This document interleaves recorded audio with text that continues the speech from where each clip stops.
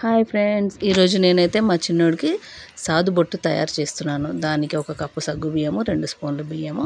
బియ్యం అయితే ఆప్షనల్ అండి, వేస్తే వేయచ్చు, లేతే లేదు. ఓన్లీ సగ్గు బియ్యంతో కూడా చేస్తారు.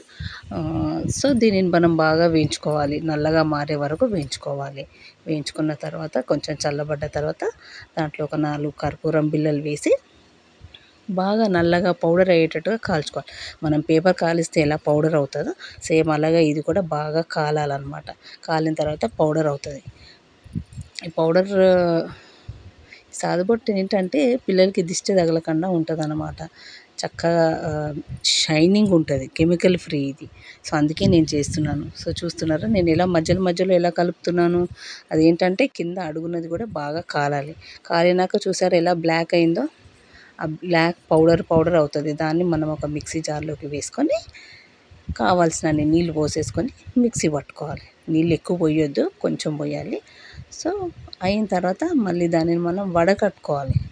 ఏంటంటే చిన్నవి ఏవైనా ఇసుక రాళ్ళలాగా చిన్నగా ఏవైనా ఉంటే అవి కూడా నీట్గా పోతాయి అన్నమాట. ఎందుకంటే చిన్నపిల్లలకి పెట్టుకునేటప్పుడు గుచ్చుకోకుండా ఉంటుంది. సో మళ్ళీ మనం వడగట్టుకొని దాన్ని మళ్ళీ స్టవ్ పైన పెట్టి చిక్కబడేంత వరకు మరగబెట్టాలి. ఓకే, సో చాలా చిక్కబడేంత వరకు మరగబెడితే గట్టిగా అవుతుంది కదా. దాన్ని ఒక చిన్న కంటైనర్లోకి తీసుకొని ఒక 2 days బయట ఎండలో, ఓకే ఎండలో వీలు అవ్వకపోతే ఇంట్లోనే పక్కన పెట్టేసుకోవాలి. సో 2 daysకి అది చాలా గట్టి పడుతుంది.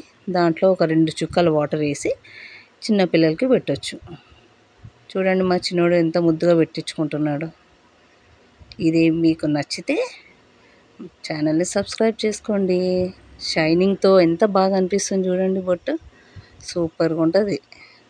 రేపు మార్నింగ్ వరకు చెదిరిపోకుండా చక్కగా ఉంటుంది. Thank you friends. మీకు నచ్చినట్టయితే నా ఛానల్ని సబ్స్క్రైబ్ చేసుకోండి.